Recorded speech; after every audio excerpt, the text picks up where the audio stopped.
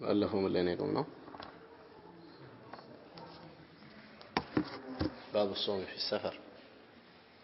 باب الصوم في السفر በመንገድ ላይ ሆኖ ጾም መጾም ስለሱ የሚያወራ ነው ይላል። ይሄ እንግዲህ ዑምደቱል አህካም ኪታብ ከጀመር ከጧሃራ ጀምሮ ሶላትን ከዛም ጀናዛ ላይ ያለውን አህካም ከዛም ዘካን ነው አሁን ያለነው ጾም ላይ ነው። ጾም መንገድ ላይ ተኩኖ ይጾማል አይጾምም ወይ የሚለውን የሚተነትን ነው። ሸሪዓ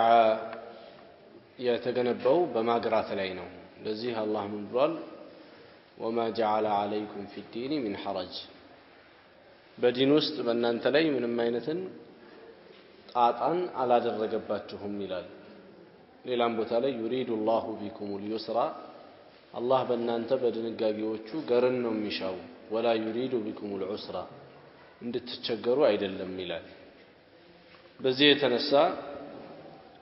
መንገድ የሚባለው ነገር መሸቃ ስላለው ሱዑባ ስላለው የዓዛብ ቁራጭ ነው። ሐዲስ ላይ እንደመጣው መንገድ ጉዞ ማለት የቅጣት ቁራጭ ነው ብለው ረሱሉ ሰለላሁ ዐለይሂ ወሰለም ገልጸውታል። አንድ ሰው መንገድ ሲሄድ መጠጥ ሊያጣ ይችላል፣ ምግብ ሊያጣ ይችላል፣ ማደሪያ ሊያጣ ይችላል፣ እንዲሁም ሰላሙን ሁላ ሊነጠቅ ይችላል። ግርግርና ሁከት እንኳን ሊገጥመው ይችላል፣ ዝርፊያም ሊገጥመው ይችላል። ስለዚህም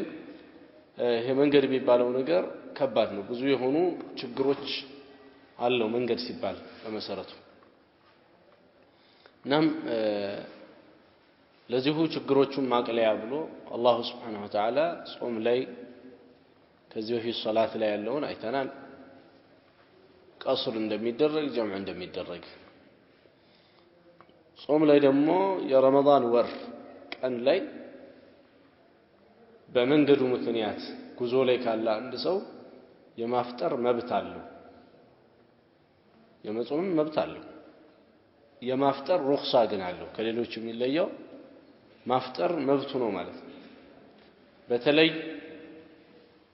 በጣም መጾሙ እያዳከመው ከሆነ አንድ ሰው ማፍጠሩ በጣም ይወደድለታል፣ መጾሙ ይጠላል ነው። በሌላ ቀን አሁን ያፈረሰውን ጾሙን በሌላ ቀን ቀዳ ያደርጋል። ሀገሩ ሲመለስ አሁን መብላትና ማፍረስ ነው ያለበት። ነብዩ ሰለላሁ ዐለይሂ ወሰለም አቡ እስራኤል የሚባል ሰው ወድቆ ጥላ ተደርጎለት ከበውት በዚህ አይነት ተመለከቱ። ምንድነው ይሄ ብለው ሲሉ ረጁሉን ሷኢሙን ዙልለ ዐለይሂ አላቸው። ጾመኛ ሰው ነው፣ ደክሞት ነው፣ ጥላ አድርገውለት ነው። የዚህ ጊዜ ነብዩ ሰለላሁ ዐለይሂ ወሰለም ለይሰ ሚነል ቢሪ ሲያሙ ፊ ሰፈሪ፣ መንገድ ላይ ሆኖ መጾም ድሮስ ጉዞ ላይ ሆኖ መጾም ምን ኸይር አለው ብለዋል። ስለዚህም በዚህንም መሸቃ አንድ ሰው የሚደርስበት ከሆነ ይህንን ጾም አፍርሶ ወይም ደግሞ መጀመሪያውኑ ሳይጾም ቀርቶ በሌላ ጊዜ መካስ ይኖርበታል። أنا عائشة رضي الله تعالى عنها، عائشة الله ملكام سمعان الله ثنا، أن حمزة بن عمرو الأسلمي، حمزة بن عمرو الأسلمي قال للنبي صلى الله عليه وسلم، للنبي صلى الله عليه وسلم علاتشو أصوم في السفر سوية وكان كثير الصيام، بصبعيو በጣም ጾም የሚያበዛ ሰው ነበር። ሱናም ጾም ያበዛ ነበርና መንገድ ላይ ሆኜ ጾም አለሁ እንዴ ሲላቸው ኢንሺእተ ፈሱም ወኢንሺእተ ፈአፍጢር፣ ከፈለክ ጾም ከፈለክ ማፍጠርም ትችላለህ ብለው ረሱሉ ሰለላሁ ዐለይሂ ወሰለም ብለውታል። ከዚህ ሐዲስ የምናገኘው ነገር الرخصة في الفطر في السفر، አንድ ሰው መንገድ ላይ ሲሆን የማፍጠር መብት አለው ማለት ነው። መንገድ የሚባለው አብዛኛው ጊዜ ፈትዋ የሚሰጥበት 84 ኪሎ ሜትር ከሚኖርበት ሀገር አንድ ሰው ተነስቶ የሚጓዝ ከሆነ ነው። ይሄ ሳውዲ ትላልቅ ዑለሞችና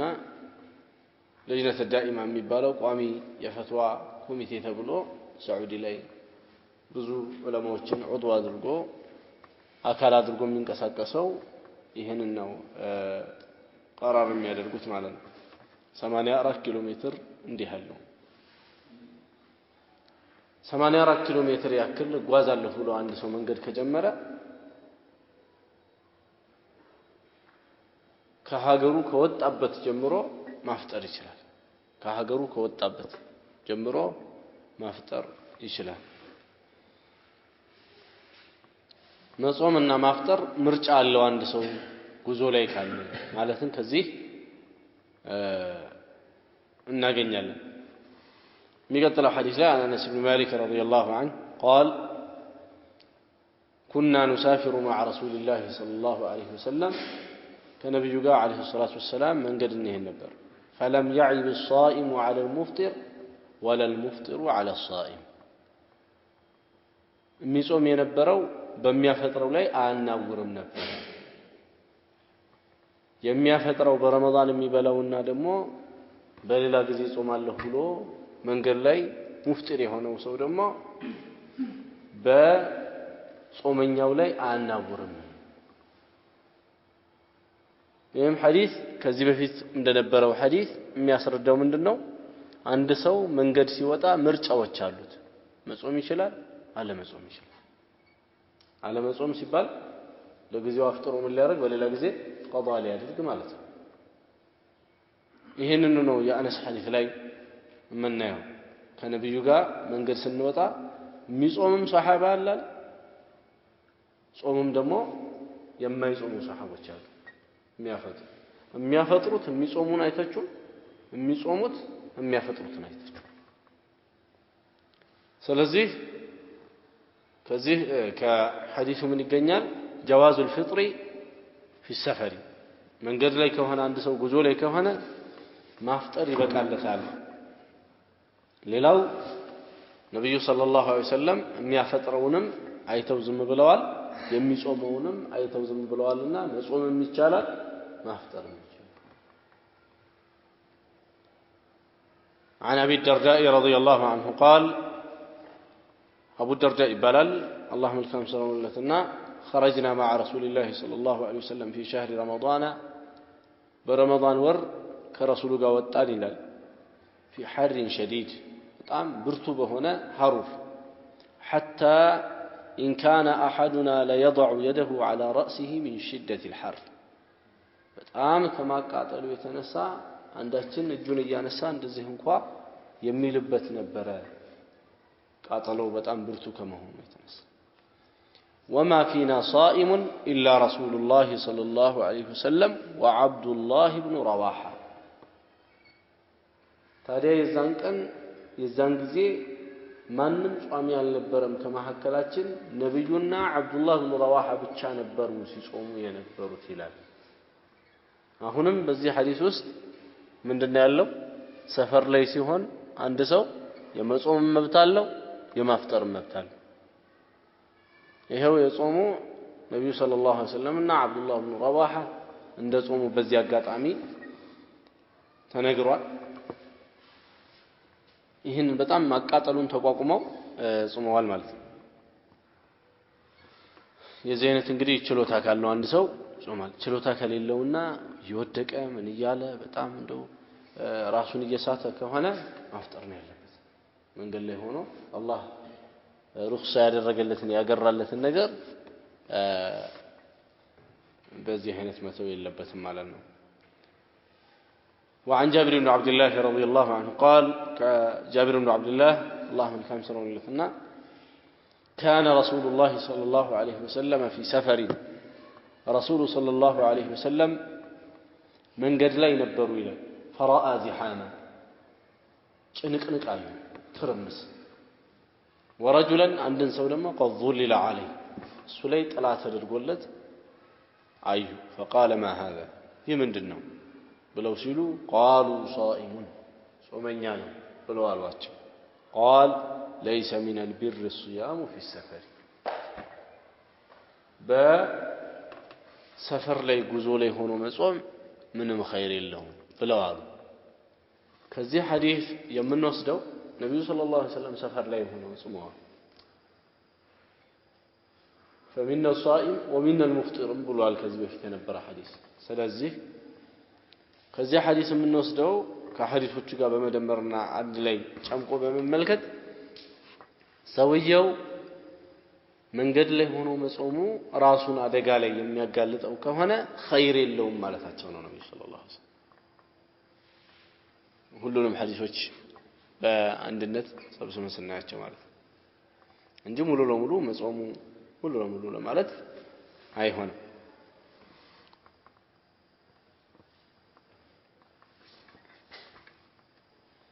ሌላው አላህ አንድ ነገር ሲያገራ አላህ ወዳገራው ነገር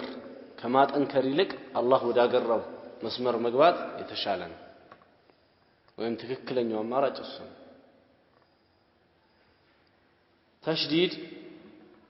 አላህ መጀመሪያውን ጠንከር አድርጎ የወሰነው ውሳኔ ካለ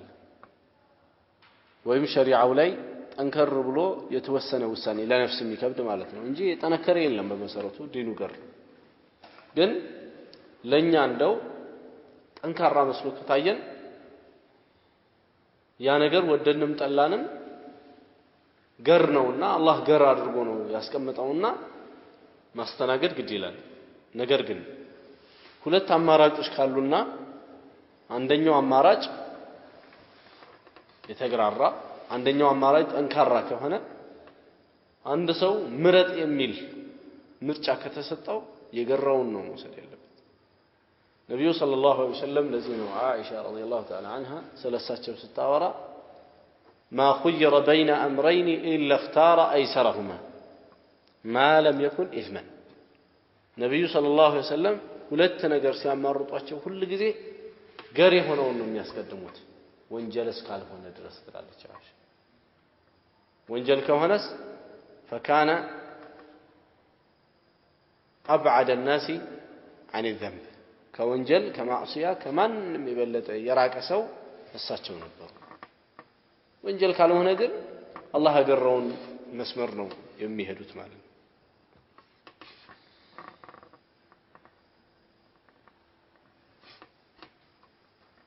አንዳንድ ዑለሞች መንገድ ላይ ተኩኖ አይጾምም እስከ ማለት የደረሱ አሉ ከሷሐቦችም ጭምር አቡ ሁረይራን የመሰሉ ኢብኑ ዑመርን የመሰሉ እና አብዱራህማን ኢብኑ አውፍ ذاك ሰለፎች እነ ዙህሪ ነኻዒ የሚባሉት ትላልቅ ዑለሞች መንገድ ላይ ሆኖ እንደው መጾም አይቻልም እስከ ማለት የደረሱ አሉ ትክክለኛው አቋም ግን አራቱም አኢማዎች የተሰባሰቡበት ኢማሙ ሻፊዒ ኢማሙ ማሊክ አቡ ሐኒፋ እንዲሁም ኢማሙ አህመድ የተሰባሰቡበት መጾምም ይቻላል ማፍጠርም ይቻላል የሚለው አቋም ነው ሁለቱም ምርጫዎች ቀደም ሐዲሶች ላይ እንዳሳለፍነው ሁለቱም ምርጫዎች አሉ የሚለው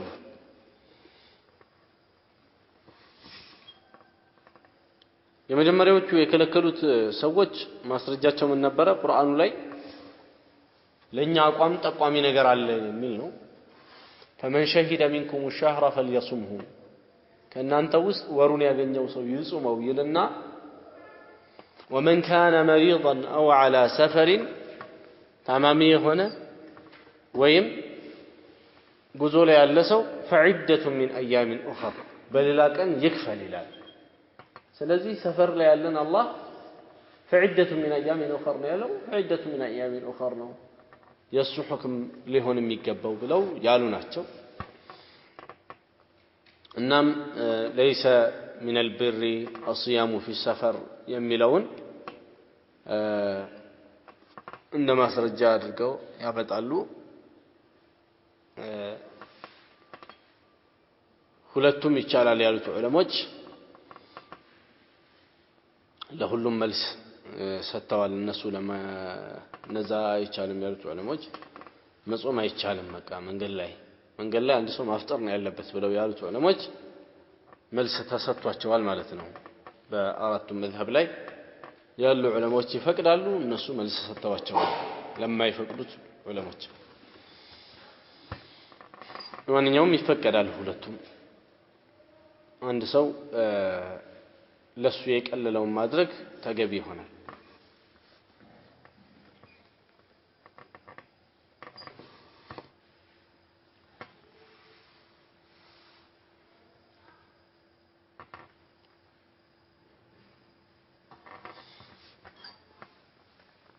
ليلو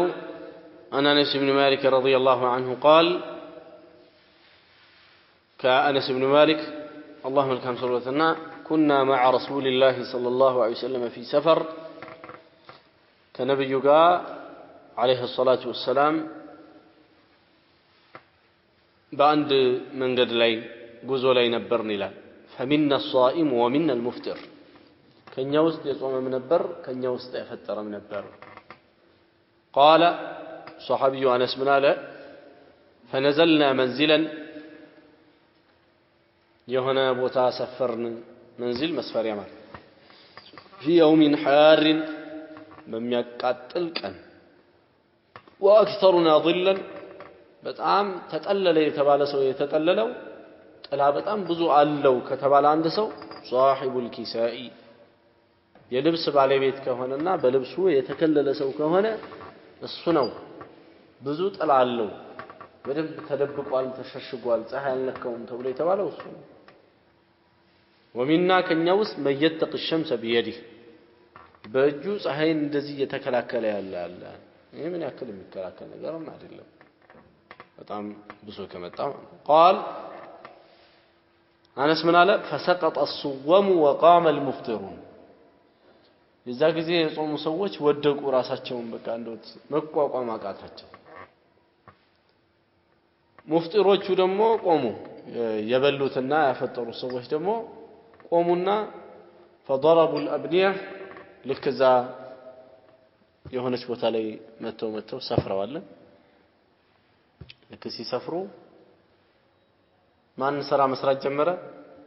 ያፈጠሩ ሰዎች እነዛማ ራሳቸውን መቋቋም አቃታቸው ወደቁ በቃ ዛፈ ضربوا الابنيه የሚወጠሩ ድንኳኖችን ወጠሩ አብኒያ ማለት ግንባታ ማለት ነው እዚህ ጋር የተፈለገው ድንኳኑ وسقوا الركاب يتسافرنبتንም ግመሎች እንደዚሁ አጠጡ فقال رسول الله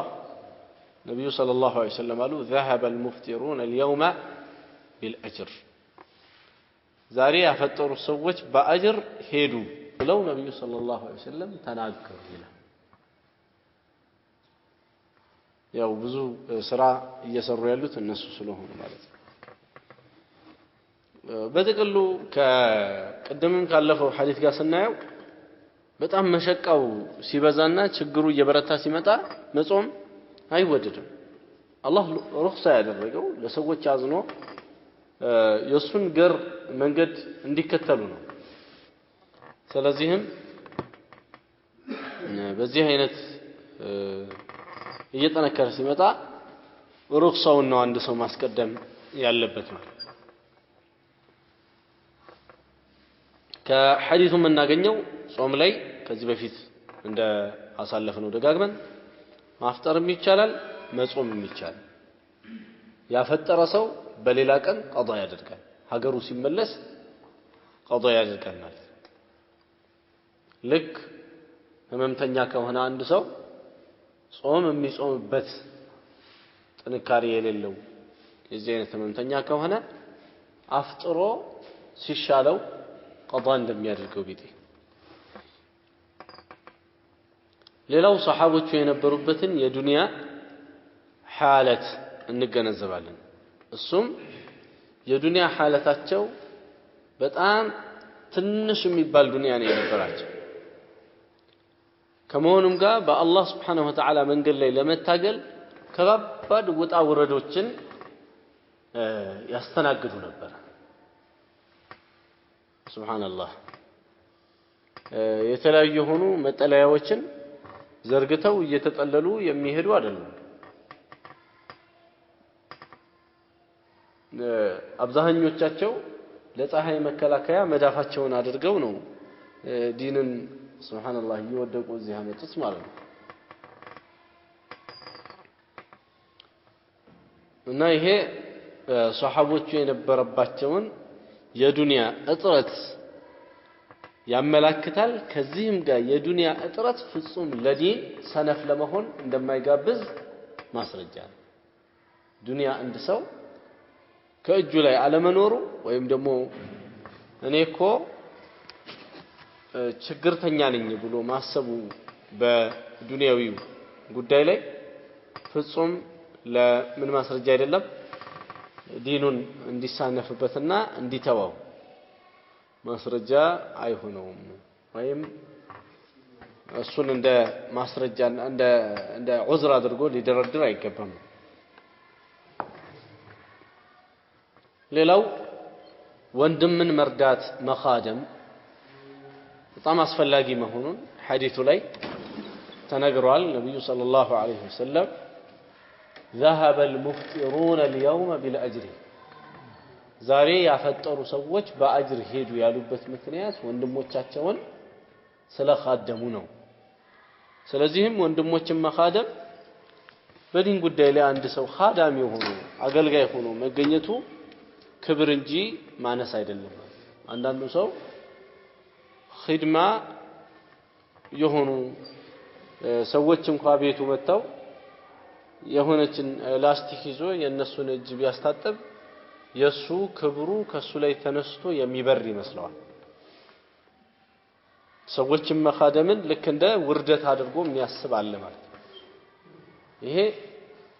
ሸሪዓተ الاسلام ከመጣበት በጎን እንኳን ያላለፈ አስተሳሰብ በጣም የራቀ አስተሳሰብ ረሱል ሰለላሁ ዐለይሂ ወሰለም የሐበሻው መሪ በአንድ በኩል ያደነቁበት እንግዳ አስተናጋጅነቱን ነው አላህ Subhanahu Wa Ta'ala ኢብራሂምን አለይሂ ሰላቱ ወሰላም ከሰጣቸው ትልቅ ተሰጥኦ ውስጥ እንግዳ አስተናጋጅነታቸውን እንዲሁም ነብዩ ሰለላሁ ዐለይሂ ወሰለም የተለያዩ እንግዶች በሚመጡበት ጊዜ ከአለባበስ ጭምር እንግዳ መቀበያ ለየት ያለ ልብስ ካላቸው ልብስ ለየት አድርገው እንግዳ መቀበልበት ብለው እንኳን ያዘጋጁት የልብስ አይነት እንደነበረ ሐዲስ ላይ መጥቷል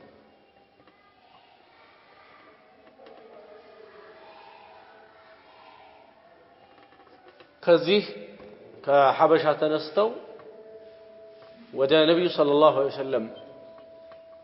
የሄዱ ሰዎችን በተመለከተ ከሐበሻ ተነስተው የሄዱ ሰዎች ነበሩ ለሙስሊሞች እዚህ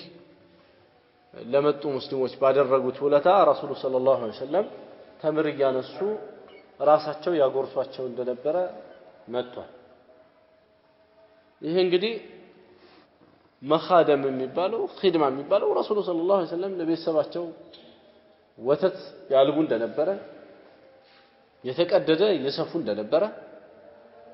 ይሄ ሁሉ መጥቷል ማለት ነው አንድ ሰው ኻደመና ወይም ቢሰቡንም ይሁን ሌላውንም ሰው አገለገለና ምንም ከሱ ላይ የሚነሳበት ነገር አይኖርም ከክብር የሚጓደልበት ነገር አይኖርም በል እንደውም አላህ ክብርን ነው የሚጨምርለት ልክ ነብዩ ሰለላሁ ዐለይሂ ወሰለም እንዳሉት من تواضع لله رفعه الله ለአላህ ብሎ ራሱን ዝቅ ያደረገ ሰው አላህ ከፍ ያደርገዋል ብለው ሐዲስ ላይ እንደተናገሩት ቢጤ ነው እናም እነዚህ ኺድማ ላይ ያሉ ሰዎች ትልቅ ደረጃ እንዳላቸው በዚህ ሐዲስ ውስጥ ነብዩ ሰለላሁ ዐለይሂ ወሰለም መስክረውላቸዋል ማለት ነው ሌላው የተለያዩ የሆኑ መስለሐዎች ነገሩን አስፈላጊ ሆኖ ሲያስገኙ ከመጾም ይልቅ መንገድ ላይ ማፍጠሩ ተገቢ መሆኑን ከሐዲሱ ላይ እንረዳለን ለዚህ ነው ነብዩ ሰለላሁ ዐለይሂ ወሰለም የዛን ቀን ከጾሙት ይልቅ ማንንም ያደነቁት ያፈጠሩትን ስለዚህ መስለሐዎች ከተገኙ ሰዎች በማፍጠራቸው መስለሐዎች ከተገኙ መንገድ ላይ ሆኖ ነው መንገድ ላይ ያሉ ሰዎች ማፍጠራቸው የተሻለ የበለጠ እንደሆነ ከሐዲሱ መረዳት እንችላለን ሌላው እስልምና ስራ ወዳድ የሆነ ሃይማኖት መሆኑን እንረዳለን እነዚህ አሁን ሰዎች እዛ ቦታ ላይ ሲሰፍሩ ግመሎቻቸውን አጠጥተው ምን ብለው ድንኳኑን ወጥረው ምን ያሉትን ሰዎች ረሱሉ ሰለላሁ ዐለይሂ ወሰለም እንደዚህ ከምታረጉ ቁጭ ብላችሁ ብትዘክሩ ነበር የሚሻለው ብለው አላሏቸው ይሄንን ስራቸውን ነው አድንቀውላቸው ምን ያሉት ረሱሉ ዐለይሂ ሰላቱ ወሰለም ذهب المفطرون اليوم بالاجر ያፈጠሩ ሰዎች ዛሬ በአጅር ሄዱ ብለው ያሉት ከስባቸውን አመላቸውን ስራቸውን ረሱሉ ሰለላሁ ዐለይሂ ወሰለም ያደነቁላቸው ስለዚህም ከስብ የምንለው ወይም ስራ የምንለው ነገር ስልቹነትን መተው ይሄ ከዲን እስላም ተዛዛት ውስጥ ነው ስልቹነትን ትቶ አንድ ሰው የተግባር ሰው መሆን የስራ ሰው መሆኑ ተገቢ ነው ሙሉ ለሙሉ ወደ ዒባዳ ቁርጥ ብሎ አንድ ሰው ቀጠለበላ ወይም ባህታዊ መሆን ይሄ አይወደድም ማለት ይሄ ዲኑ ላይ የለም ዲኑ ላይ ያለው ባህታዊነት ቢኖር በዚህ ዲን ላይ ጂሃድ ነው ብለዋል የአላህ መልእክተኛ አለይሂ ሰላቱ ወሰለም ከዚህ ውጪ በአላህ መንገድ ላይ ገብቶ አንድ ሰው ነፍሱን ይሰጣል ነው ይሄ ካልሆነ በስተቀር ከዚህ ውጪ ስራ አልሰራም ምንም አላደርግም ዱንያ ምንም አትሰራም በሚል እኔም ስራ አልሰራላትም በሚል በዚህ አይነት ሙሉ ለሙሉ ዱንያን መፋታት ከሆነ አንድ ሰው ይሄ አልተፈቀደለትም ለዱንያ ባሪያ አለመሆን የሚያስፈልገው እንጂ ዱንያን አለመስራት አይደለም ይሄ ዱንያማ ካልተሰራ ሙስሊሞች ከየት በኩል ነው ዘካ የሚባለውን የአላህን ሸሪዓ ተግባራዊ ሊያደርጉ የሚችሉ ዘካ እኮ ሲሰራ ነው ሳይቁጭ ተብሎ ነው ዘካ የሚሰጥ ሲሰራ ነው ከስብ ሲኖር ነው ዘካ የሚኖር ዘካ ያለው ሰው እኮ የሚያወጣው ዘካ የሚያወጣው ሰው ማለት ነው ወርቅ ብር ያለው ሰው ማሳ ያለው ሰው ማሳ ኖሮት አንድ ሰው አጭዶ ያመረተ ሰው ማለት ምርት ያስገባ ሰው ነው የሚያስወጣው እንደገና እንስሶቹ እንደዚሁ በስተውለት ብዙ እንስሳ ያለው ሰው ነው ዘካ የሚያወጣ ይመሳሰለ ሐጅ እንደዚሁ ከስተጣዓ ጋር ወይም ደግሞ ከመቻል ጋር ተቆራኝቷል ጂሃድ እንደዚሁ ከገንዘብ ጋር ተቆራኝቷል ምን ዲን ሆኖ ገንዘብ የማያስፈልገው ምንም ቦታ የለምና ይሄን ጥንቃቄ ማድረግ ያስፈልጋል ማለት ነው ዲን እስላምን ከዱንያዊው ዓለም መፈልቀቅ ማለት የአንድን ሳንቲም ሁለት ግርባጮች መነጣጠል ማለት ጭራሽ አይሆን ዲን እስላም ከዱንያው ጋር ተያይዞ ነው የሚተገበረው በእያንዳንዱ ነገሩ ዱንያን ይፈልጋል ዱንያ ዲን እስላም እንደሚፈልገው ሁላ ማለት ያለ ዲን ዱንያ ታምር ጨለማ ነች ወህይን ያበራት የረሱሉ ሰለላሁ ዐለይሂ ወሰለም ዳዕዋ ነው ያበራው ይሄንን ዱንያ ልክ እንደዚሁ ይሄ ዲኑ እንዳለ ምን ያስፈልገዋል ከጎን አጋዥ ነገር ያስፈልገዋል ለዚህ ነው ረሱሉ ሰለላሁ ዐለይሂ ወሰለም ደጋግመው የሚያመሰግኑት ከሴቶች ኸዲጃና በጣም ደጋግመው የሚያመሰግኑት ከወንዶች ደግሞ አቡበክር ሲዲቅ ነው ረዲየላሁ ዐንሁ ለምንድነው ሲባል ሚስጥሩ ምንድነው በነፍሳቸው በሞራልም በገንዘብም የደገፏቸው የመጀመሪያ ሰዎች እነሱ ስለነበሩ አቡበክር ሲዲቅ ረዲየላሁ ዐንሁ هل انتم تاركوا لي صاحبي እናንተ ባልደረባዬን አተውልኝም ወይ ብለው ነብዩ ሰለላሁ ዐለይሂ ወሰለም ካሉ በኋላ ان من امن الناس علي بماله ونفسه ابو بكر ይላል ከሰው ሁላ በነፍሱም ይሁን በገንዘቡ እኔ ላይ ውለታን ያዋለ ትልቅ ሰው ማለት እሱ አቡበክር ሲዲቅ ነው ይያሉ ይሉ ነበር ስለ ኸዲጃም እንደዚሁ በገንዘቧ እና በነፍሷ በሞራል ነብዩን አለይሂ ሰላቱ ወሰለም ያጠናከረችውን በማንሳት ከሞተች በኋላ እንኳን እያስታወሱ እሷ እኮ እንደዚህ ነበረች ብለው ከማለታቸው የተነሳ ያገቧቸው ሌላ ሴቶች በኸዲጃ ላይ እስከሚቀኑ ድረስ በሞተ ሰው እንኳን አይቀና በኸዲጃ ላይ እስከሚቀኑ ድረስ ይደርሱ እንደነበረ ነው ማስረጃዎች ላይ ያለው ማለት ነው ስለዚህ በጥቅሉ ዲን እስላም ከኢኮኖሚ ጋር ከባድ ትስስር አለው ከዱንያዊ ዓለም ጋር ትስስር አለው ዱንያዊ ዓለም ያለ ዲን እስላም ጨለማ ነው ምንም አንድ ሰው ሰርቼ አምርቼ አልምቼ ቢልም ምንም ያው ባዶ ነው ማለት ነው ጨለማ ነው ያው አላህን ካላመለከበት ምን ይሰራል እሱም ይሁን ዱንያው ተያይዞ ማገዶ ነው የሚሆነው ማለት ነው ልክ የቃሩን ዱንያ እንዳልጠቀመው ቢጤ ይሆናል ነገር ግን ከዲኑ ጋር ተያይዞ አንድ ሰው ተግባር ላይ የሚቆም ከሆነ ልክ በዚህ ሐዲስ ላይ እንዳለፈው ይሄ ትልቅ የዲኑን ዓላማ ማወቅና መገንዘብ عن عائشة رضي الله تعالى عنها قالت يا عائشة اللهم الكام صلى الله عليه وسلم عليك كان يكون علي الصوم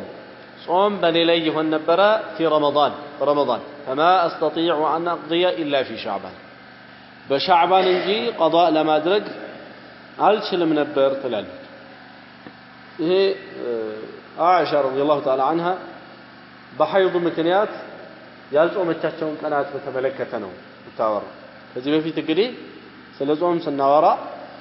አንድ ሰው ጾም ፍጹም የማይችልባቸው አጋጣሚዎች አሉ መጾም ከማይቻልባቸው አጋጣሚዎች ውስጥ ሴት ሆና ወር አበባ ላይ ያለች ወይም የወሊድ ደም ላይ ያለች እኔ እችላለሁ ችግር የለውም ይሄ በጣም ብዙ ሰው ሊሳሳትበት የሚችል ነው ትምርቱ ከሌለ ማለት ነው እኔ እችላለሁ ችግር የለውም ደም ቢፈሰኝም ምንም ችግር የለውም ብላ ራሷን እንደምትችል እንኳን አድርጋ ብታቀርብ ሸሪዓው ስላልፈቀደ حرام ነው መጾም የተከለከለ ሸሪዓው ከጾመኛ መስፈርቶች ውስጥ አድርጎ የሚያስቀምጠው ከሐይድና ከኒፋስ የጸዳ መሆን ልክ ለሶላት ከሐይድ የጠራ መሆን ከኒፋስ የጸዳ መሆን ከወሊድ ደም ማለት ኒፋስ ከዚህ የጸዳ መሆን ግድ እንደሚለው ለጾምም እንደዚሁ ግድ ነው ባይሆን ሶላትና ጾም የሚለያዩት ሶላት ቀضاء አይደረግም ጾም ግን ቀضاء ይደረጋል ስለዚህ በወር በረመዳን ወር ውስጥ 7 ቀን ሐይድ መቷት አንድ ሴት ጾም ሳትጾም ቀርታ ከሆነ መጾም የለባትም ሐይድ ከመጣ ይሄንን 7 ቀን በሌላ ቀን ቀضاء ማድረግ ይኖርባታል ይሄ ቀضاء የምታደርግበት ከ11 ወር በፈለገችው ሰዓት ቀضاء ማድረግ የምትችል ነው ከፈለገች እየነጣጠለች ከፈለገች ደግሞ አንድ ላይ ማድረግ ትችላለች ማለት ነው عائشة رضي الله تعالى عنها نبي عليه الصلاة والسلام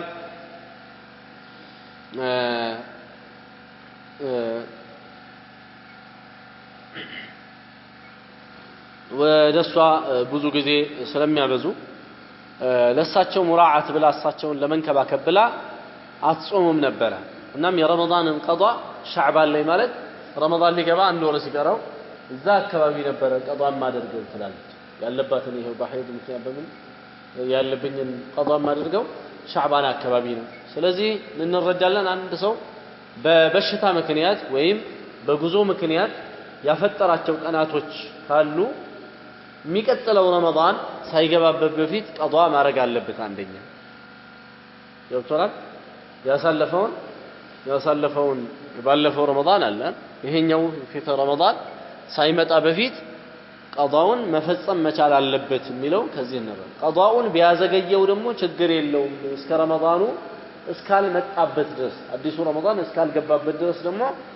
እስከ ሻዕባንም ቢሆን በጣም እስካቀራቢያው ድረስ ቢያዘገየው ችግር የለውም ማለትን ከዚህ ከሐዲሱ የምንረዳ ይሆናል አዲሱ ረመዳን ግን ከገባበት ከፋራ ይወጅብበታል كما هو القول عند الحنابلة ሐንበሊዮቹ ዘንድ እንዳለው ከፋራ ይወጅብበታል ባለፈው ረመዳን ላይ መንገድ ሄዶ ነበር 10 ቀን አፈጠረ መንገድ ሄዶ ጉዞ ረጅም ስለነበር ወይ ደግሞ 3 ቀን እናሳንሰውና 3 ቀን አፈጠረ ይሄ 3 ቀን ያፈጠረ ሰው ምን ማድረግ ይኖርበታል ማለት ነው ይሄኛው አዲሱ ረመዳን ሳይመጣ በፊት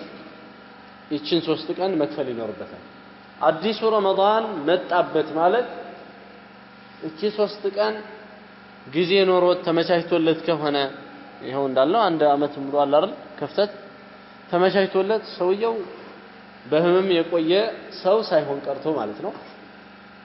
በዚህ አይነት እችን 3 ቀን መክፈል ያለበት በራሱ ችልተኝነት አዲስ ረመዳን ከገባበት በሚቀጥለው ጊዜ ላይ እነዚህን 3 ቀናት ረመዳን ቀጥሎ መክፈል ይኖርበታል እነዚህን 3 ቀናት ከመጾሙ ጋር ደግሞ ከፋራ ያወጣል ለእያንዳንዱ ቀን አንዳንድ ምስኪን ማብላት ይኖርበታል ለወንጀሉ ማለት ነው እንደዚህ አቆየበት እንጂ በምክንያት ደግሞ ካቆየው ችግር አይኖርም እሱም ለምሳሌ ሰፈር ሄዶ ነበር ያልኩት ይሄ 3 ቀን ያለበት ሰው ከሀገሩ ከተመለሰበት ጊዜ ጀምሮ አመመውና አዲስ ረመዳን ገባ ማለት አመቱን ሙሉ ሰውየው ታሞ ነው ያለው ቀዷ ማድረግ የሚችልበት አቅም ላይ አልነበረም አዲሱ ረመዳን ሲመጣ መጾም ቻለ አዲሱ ረመዳን ይጾማል ከዛ በኋላ ከረመዳኑ በኋላ ባለው ጊዜያት እቺን 3 ቀን ቀዷ ያወጣል ከፋራ የለበትም ለምን ሰውየው ከዛኛው ረመዳንና ከአዲሱ ረመዳን መካከል የሚከፍልበት የሆነ አቅም የለውም ነበርና ይሄንን ከረመዳኑ ያመለጠውን የሚያመጣበት የሆነ አቅም ሳይኖረው ስለቀረ ማለት ነው ይሄን ይመስላል عبد الحميد قال يلا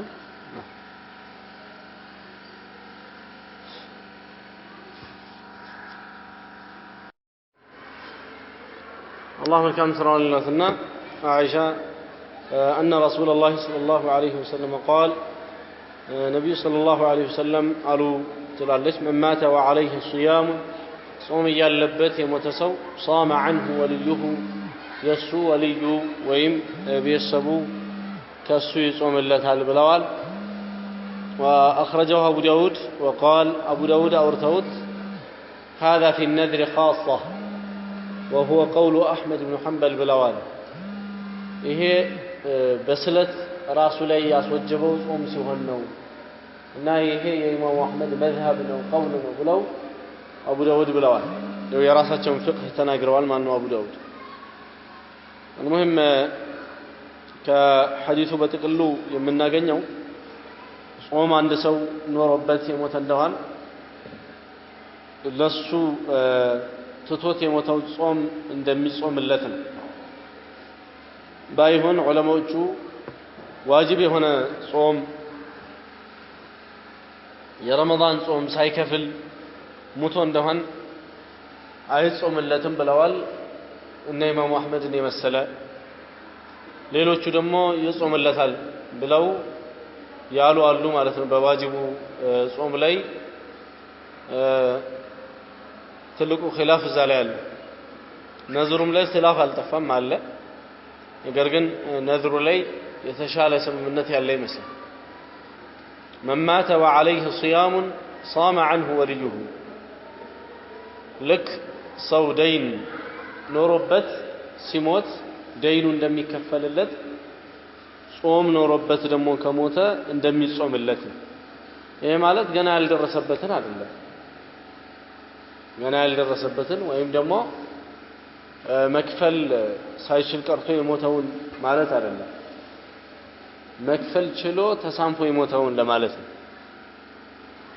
ለምሳሌ ከረመዳን 3 ቀን አፈጠረ ከዛ በኋላ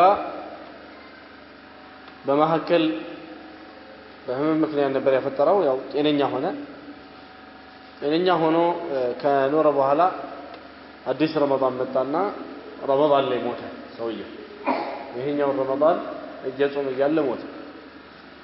3 ቀን ከባለፈው ረመዳን የነበረበት በመሃል ክፍተት ያለው መጾም እየቻለ ሰውየው ሳይጾም አሻግሮታልና ጾም አለበት የዚህ አይነቱ ነው ጾም አለበት ተብሎ የሚባለው እንጂ ለምሳሌ ረመዳን የባለፈው ኖሮበት ዛሬ ላይ ሰውየው ቢሞት የረመዳን ጾም አለበት አይባልም ለምን አሁን ከሞተበት አንስቶ እስከ ረመዳን ያለው ሰዓት እሱን ሊያጾመው የሚችል ሰዓት ስለነበረ አላህ ይሄንን ስላላደረሰው አይወጅብበትም ያ ቀዷ አይወጅብበትም ይሄ ሳይሆን እንግዲህ ቅድም ባልኩት መሰረት ነው ተሳንፎ ያሳለፈው ከሆነ ነው ጾም አለበት የሚባለው ዞሮ ዞሮ ሸይኹል ኢስላም ኢብኑ ተይሚያ ረሂመሁላህ የመረጡት እነ ሸይኽ ሰዕድም የመረጡት ቀውል ዋጅብ ጾም የሚሆን ነዝር ጾም ሁሉም ከሱ ይጾሙለታል የሚል ነው ይሄ የሐዲስ ሰዎች ብዙዎቹ የሄዱበት ነው እነ ኢብኑ ቀይም ደግሞ ረሂመሁላህ የሄዱበት ነዝር ሲሆን ብቻ ነው እንጂ ዋጅብ ጾም ሲሆን ከሰው አይጾም ብለዋል በዚህ አይነት እንግዲህ ኺላፎች አሉ ማለት ይህ ሐዲስ ግን ጥቅል የሆነ ነው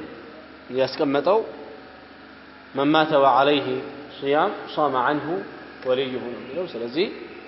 መጾም ይቻላል ማለት ነው ወልዩ ሲባል ወራሾቹ ናቸው እነሱ ቢጾሙለት ለምሳሌ 3 ሰው አንዳንድ ቀን ቢጾሙለት ይሄን ሰውዬ ያው 3ቱ ጾሙለት አንዱ አንድ ቀን ጾመለት አንዱ አንድ ቀን ጾመለት ማለት ነው በአንድ ቀን ሊሆን ይችላል ይጾሙለት ይወርድለታል ከሰውየው ላይ ማለት ነው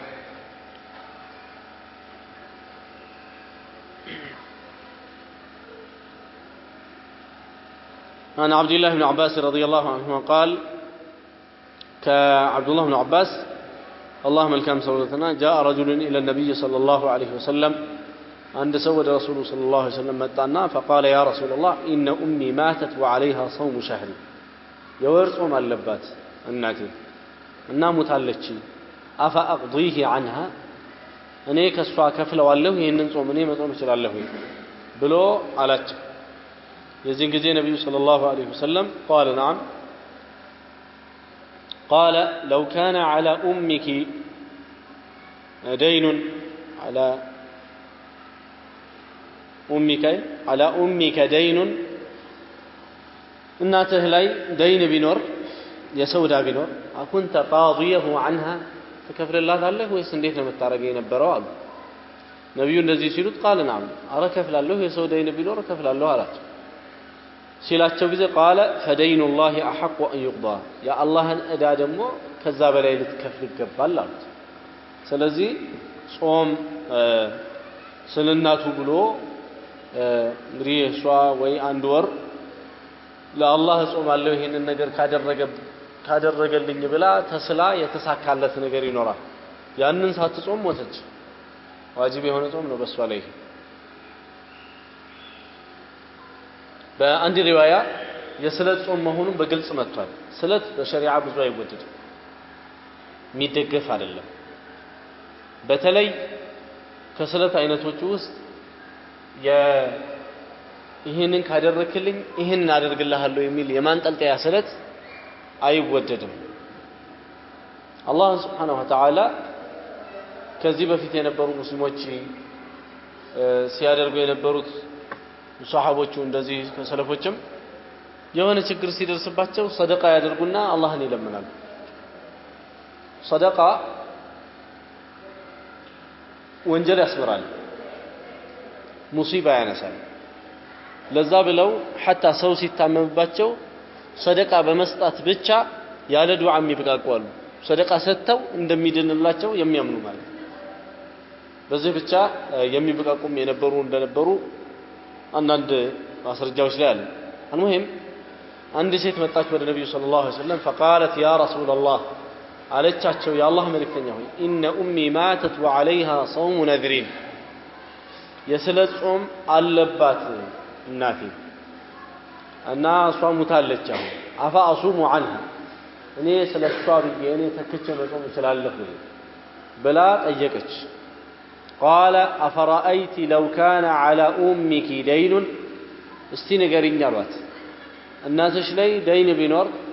فقضيتيه ከዛ አንቺ ወደ ግለሰቡ ይሄድሽና ደይን ወደ ሰጣት ሰው ከፈልሽ أكان يؤدى ذلك عنها يهصن አጠራትም ከደይን አይገላግላትም ብለዋል قالت نعم አረ ይገላግላታል እኔ ሄጄ ከከፈልኩማ ተከፈለኩ ይሄማ ከሆነ ታዲያ እንደዚህ ከሆነ አሏት قال فصومي عن امك ስለናትሽ ብለሽ መጾም ይኖርብሻል ብለው ረሱሉ ሰለላሁ ዐለይሂ ወሰለም አሏት በጥቅሉ أن رجلا በሚለውም ሪዋያ ይሁን أن امرأة የሚያሳየው ምንድነው ጾም ከባለቤቱ ሊሆን ይችላል አንድ ሰው ወይም ደግሞ ከእናት ከአባቱ እንደዚህ ከሚወርሳቸው ሰዎች ወይም ከሩቅም ሰው ቢሆን ነይቶ ቢጾምለት ሊቻል እንደሚችል እዚህ ሐዲስ ላይ መጥቷል ማለት ነው ሪዋያዎች በአጠቃላይ እንደሚፈይዱት ከሞተ ሰው ላይ ቀዷ ይደረጋል ማለት ነው ነዝርም ይሁን የረመዳን ሰውየው አጓድሎ ያለፈው ቀናትም ይሁን ይሄ እንግዲህ መጀመሪያ ሰውየው ኸይርኛ ሲሆን ነው ይሄ ራሱ የሚታወቅለት እንጂ ኸይርኛ ያልሆነ ሰው ከሆነ ምን ረመዳን ይጾም አይጾም ሰለት ይኖርበት አይኖርበት ምን የሚታወቅ ነገር የለም ስለት ቀደም ሳነሳ ያላሟላሁት ነገር አለ ስለት በሸሪዓ ብዙ አይወደድም የተባለበት ምክንያት ነብዩ ሰለላሁ ዐለይሂ ወሰለም ስለት ሲያወሩ መስላሉ ነው انه لا ياتي بخير ይሄ በነገሮች ላይ ተንጠልጥሎ ሰዎች ስለት የሚገቡት ኸይር የለውም ማለት انما يستخرج به من البخيل ከንፉገኛ ሰው ብቻ ይወጣበታል ካልሆነ በስተቀር ማለት ንፉገኛ ሰው ምን ይላል ሰደቃ መስጠት አይፈልግም አላህ ይሄን ካደረገልኝ እንዲህ አደርጋለሁ ይሄን ካደረገልኝ አላህ ይሄን ካደረገልኝ እንዲህ እጾማለሁ መጾም አይፈልግም ጾሙ አላህን አይለምንም ማለት ነው ሰደቃ ሰጥቶ አላህን አይለምንም በኺል ነገር ነው የሆነ ንፍገት ይታይበታል እየነፈገ ያለው ማለት ነው ይሄ ንፍገት የሚባለው ባህሪ ቆሻሻ ባህሪ ነው እንደው አንድ ለዚህ ነው የተከለከለው ይሄ ስለቱ በኺልነትን ያበረታታል የሆነ ንፉገኝነትን ያበረታታል ለዚህ ተከልክሏል ግን እንደዚህ በኺልነት በሌለው መልኩ ቢሳል ያ ችግር እንደሌለው የሚጠቁሙ ማስረጃዎች አሉ ለምሳሌ አላህ Subhanahu Wa Ta'ala يوفون بالنذر ብሎ አሞግሷቸዋል ሙእሚኖችን ስለት ከገቡ በኋላ ስለታቸውን ይሞላሉ ብሏቸው ስለዚህ ምን ያሳያል ስለት ዒባዳ ነው ዒባዳ ደግሞ አላህ የሚወደው ነገር ነው ዒባዳ የሚመሰገንበት ከሆነ አንድ ሰው ዒባዳ ነው ማለት ነው ዒባዳ ነው ብለን ደግሞ ከተስማማን አላህ ይወደዋል ስለዚህ ምን አይነቱ ነው አላህ የሚወደው ስለት ከተባለ ሳያንጠለጥል በቃ አላህ ለአላህ ይህንን ነገር እኔ ተስያለሁ ብሎ ቢል ሳያንጠለጥል እንደዚህ ካደረገልኝ እንዴ ሳይሆን ሳያንጠለጥል ዝም ብሎ ለምሳሌ ለአላህ 3 ቀን ልጾም ተስያለሁ ብሎ ቢል አንድ ሰው ይሄኛው ይወደዳል ከምንም ጋር ያንጠለጠለው ሁኔታ ስለሌለ هذا وصلى الله وسلم وبارك على نبينا محمد وعلى اله وصحبه